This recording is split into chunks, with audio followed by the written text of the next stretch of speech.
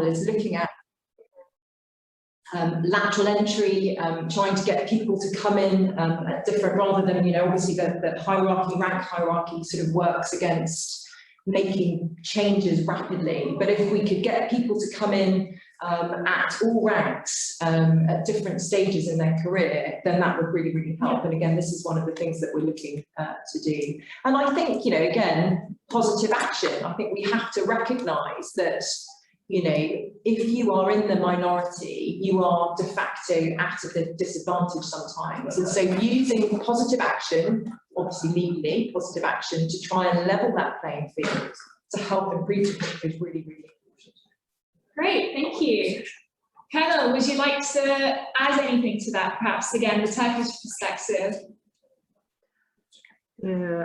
I think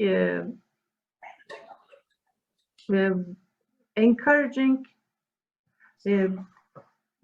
before joining the military, they must know every size of the job, and they must know that what will they face off, because military or being a soldier gets with its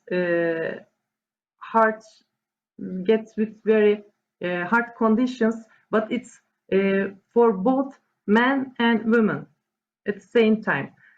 So we cannot give privilege to women to encourage, because the nature of the job is this hard.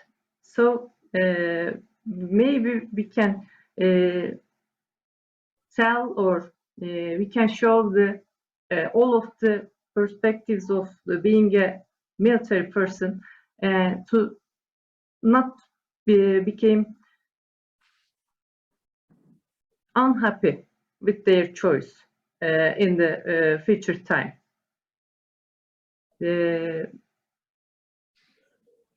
So I think we didn't have any privilege unless the physical limitations. I mean the sports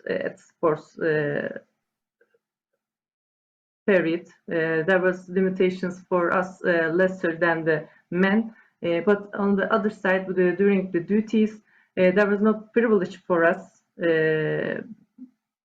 So they must learn that what they are going to face at the military. Okay. Well, that's really interesting to hear. Again, and I think hopefully if we have any people in the audience today who are aspiring to become pilots to join the Air Force, they will listen to sort of your recommendations there. Third question, please, from Omaj K.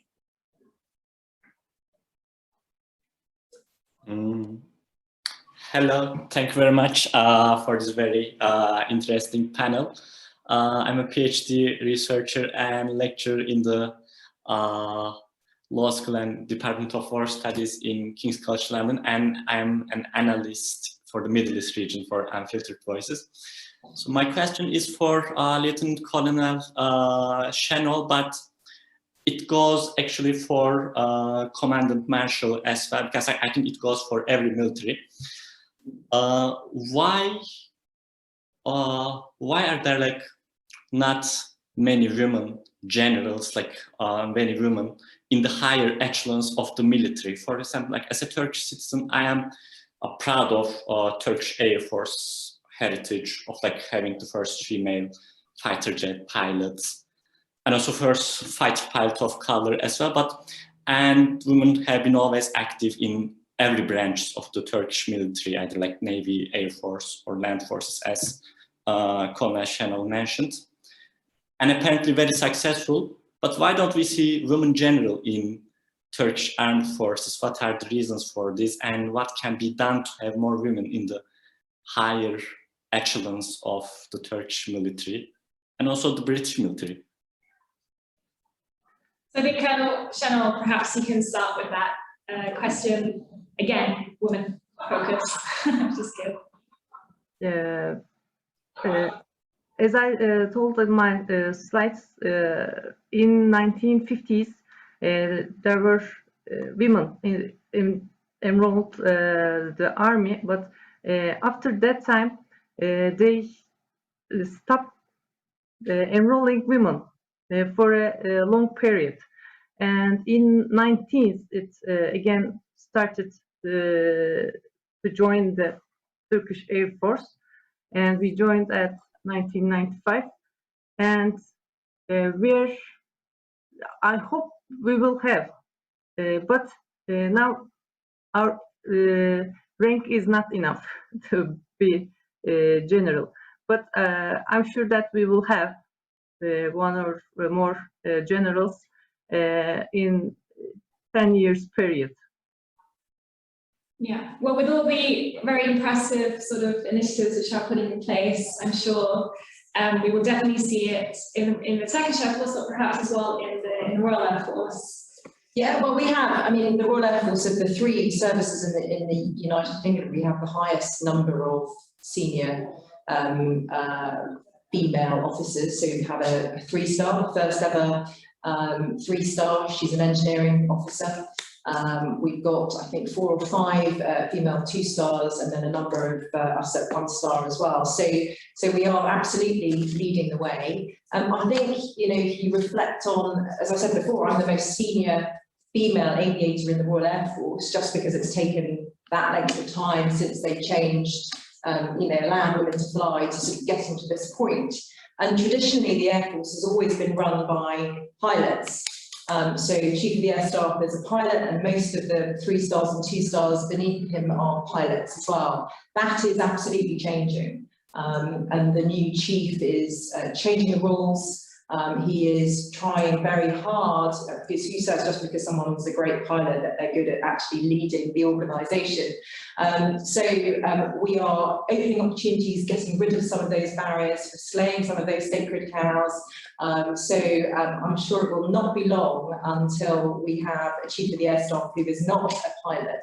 But what that also means is, because some branches in the Royal Air Force, air traffic, for example, other sort of officer branches are about 50% female. And so there are quite a lot of very senior female officers, but there has been this sort of artificial ceiling at about the general level, because it all is pilots and aircrew who get to the top. So actually the changes that are being implemented now, I think, actually increase opportunities for everybody, which is great. So we will see more and more women, I think, getting to the most senior positions, certainly in the Royal Air Force, in the very near future. Well, here's to hoping our next, in a few years, perhaps having a larger panel. Yeah. Perhaps we can now go to our live audience to ask a few questions there in the room above us.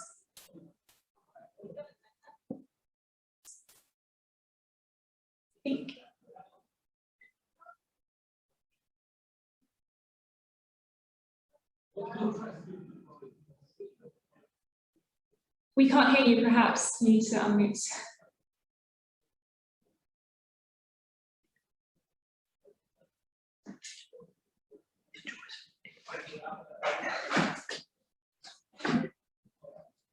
We still can't hear you. I see you. Yeah, I think if we have, while we have a slight technical issue, some more questions. Trevor from Zoom, please. If you'd like to ask your question. Trevor, are you there? I am. Thank you very much. My name is Trevor Bedeman. I'm a member of the Defence and Security Committee in the Liberal Club. And thank you, first of all, both for wonderful speeches, very good in our tradition of meetings. And congratulations to both of you on your careers as female aircrew. It's a huge achievement. I just wondered if there was one major change you might make in future for newly accepted female fighter pilots. It seems to me perhaps everything is not completely straightforward, and everything hasn't yet been done for people like you. That's my question. Thank you. Perhaps, Commodore, would you like to go first, and then we can go to Colonel Senol? So, I mean, that's a very good question. It's a very difficult question. One thing that would make it easier, I mean, you know, my experience of the 1990s was very much, you know, joining an Air Force configured for men, and we just had to make do. That's clearly changed. You know, equipment's been updated, uniform has been updated. You know, if I want to get really technical, I think the one real challenge still for women flying jets is the inability to go to the loo. Which sounds silly, but the amount of stress that has caused, particularly flying over, you know, Iraq for 8 hours, you're strapped into an ejection seat, you know, desperately trying not to drink anything and being dehydrated so that I didn't need to relieve myself, was quite challenging. And I know we've got a wing commander doctor actually in the Air Force at the moment who is doing a PhD into kind of aviation issues for women. So sorry to get a bit medical on you there, but if there was one thing, honestly, if I could change, it would be that. Perfect, thank you. Lieutenant. Sorry, I think you need to unmute yourself. Sorry about it. I really agree with Commodore Suraya about this issue, and also maybe changing, maybe they can, maybe it may be given a chance to choose their first squadrons, or the place that they can serve may be good for them, because during the baby times I had very hard times, so I wish my family, if my family was living near, very close to me, it may be very good for me. So maybe a chance given to the women pilots or women to choose their place to serve, maybe a good promotion for them. Great, thank you. I think we will try again the lazy pilot room, second time lucky. Good. Yes. Can you hear me now? Yes, we can. Wonderful, thank you. So I will try again. My name is Irina van Dieser. I'm a lawyer and former member of the European Parliament. And I spent quite a lot of time trying to entice young women and girls to enter politics, to stand for public office. My question to both of our speakers is, I understand you both have daughters. What would be your one single piece of advice you'll give to your daughters when they're old enough to enter the workforce, and in particular, if they want to enter a male-dominated job? Thank you. Would you, preference or? So, well, my daughter is nearly 16, so I do have this conversation. Neither of my children want to join the military. I think probably with both of us I can understand why. And actually, my experience with my parents being vehemently against my career, I'm adamant, and I'm not going to take that approach. They can absolutely do what they want. But actually, interestingly, my daughter she doesn't quite know what she wants to do, but she knows she doesn't want to work in an office, which is interesting. I think, you know, my advice to both of my children is try and pick a career that, you know, you love. Do something that, you know, really inspires you, that pushes you to try and excel, and don't be deterred by the sort of what you think might be the obstacles, because actually, you know, in my experience, if I'd taken that approach when I joined, or it's all too difficult, it's like I couldn't possibly do it, and I wouldn't have pursued my career. And actually, often the reality is far easier than the obstacles we put in our own minds. So I think no, absolutely just pursue your dreams and don't let anything stand in your way. Great. Lieutenant Colonel? And my advice would be absolutely the same. I may advise her to do her best, and if she loves the job she chooses, and I hope she will have a job that she really loves it, and when she loves the job, it will not be a hard thing for her. It will be like a hobby or enjoyable thing for her. So the environment, the popularity, gender or other things will not be important after that time. And my advice may be to make her best at the job that she loves. Great, thank you. I think we have time for one last question from the Lady Violet room. So if you could please ask whoever has the mic.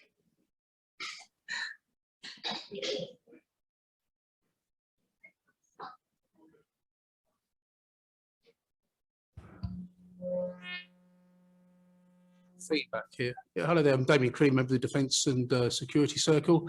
Question for the Air Marshal. In your presentation, it seemed the most enjoyable time you had was when you were a weapons instructor on a frontline squadron, a really specialist role. And the key thing for me, I think if we want to ensure there's more inclusivity for gender, female, etc., it seems like rank and attaining those sort of high levels seems to be the main measurement of success. Should we not consider expanding those specialist roles, encouraging women into those specialist roles for the kudos they can bring to the service? Yeah, no, very good question. And we do have, you know, if you want to stay flying and forego promotion, but still, you know, get some ability to increase your salary, we do have specialist roles like that in the Royal Air Force. That we've got a professional aviator scheme, so you stay as a junior officer and you absolutely spend the entire sort of 30 years of your career doing that thing and you know, passing your knowledge and expertise down to the newer and younger people coming onto the squadrons. You know, that was the highlight of my flying career, but I you know, genuinely loved every single tour I've done, and actually, you know, being in command, being more senior, having a say in the way in which the Air Force develops and goes, you know, having the ability to actually have a voice, I think is equally rewarding. And you know, the privilege of command and the people that I get to lead, you know, this is rewarding, but in a different way. So I wouldn't forego my career path for anything. And actually, you know, when I did leave flying, when I left the Tornado, I was a little bit apprehensive about, oh, you know, this is a going to desk job, but I didn't look back, because actually I found, you know, I'm the sort of person that needs a new challenge. And by the time I left the Tornado, you know, everything was very easy. I'd done it for so many years, it was sort of like second nature, and actually a part of the challenge had sort of gone. I mean, it was still great fun, I still enjoyed it, but I was almost looking for that next challenge, which I have got in other ways as I've progressed through the Royal Air Force. But you're absolutely right, you know, we need different career paths that really meet people's career aspirations, whether that's promotion and going up through the ranks, or whether it's staying as a deep sort of subject matter expert in whatever role they're in. And we do have that ability, and I think actually we're looking to expand that to give people more flexibility, recognising that people want different things from their career. Great, thank you. Well, I think that has been a very interesting discussion. Thank you so much again to the Lieutenant Colonel Asli Senol and Air Commodore Suraya Marshall. Just before we finish, I would like to hand over to the Chair of the Defence and Security Circle, Noel, for the final vote of thanks. Good evening, everyone, and also good morning to some who are viewing via Zoom. Can I firstly say congratulations to these two outstanding women who have shown us the personal, the professional, and also the patriotic aspects. They've chosen careers that were difficult, but were also incredibly rewarding. I think that the 70-odd people who have Zoomed in or are in a very warm room on a very warm day in England, upstairs in the National Liberal Club, are thrilled that we've had the quality of information. We've understood why they took this path. We've also understood the challenges and the barriers they've had to overcome. But it's the passion, it's the patriotism, and it's the personal grit. And can I say, as someone whose late father used to, as they say, fix hurricanes, those people who fly deserve all the support of the people on the ground. It's a tough job, and I am so pleased that you're able to join us tonight. This is our first event returning to the club in person after all the restrictions and lockdowns. The technology hasn't helped, the heat hasn't helped, but the quality of what we've seen tonight, it's been absolutely a pleasure and privilege for all of us from the Defence and Security Circle to have this event. My thanks to both of our speakers, our interlocutor, who has given a wonderful opportunity to bring out these stories with her own insights, and also a special thanks to our Circle member, Semra, who has been with this for over 6 months. And this has been an incredible amount of planning and diligence, and my personal thanks to her. So for those of us on Zoom, we'll be saying goodbye to you. For those of us, I think about 30 of us will be going to dinner in the dining room. Please join us for the rest of the evening. But from the National Liberal Club, our thanks for the women who have mastered the skies. Thank you very much.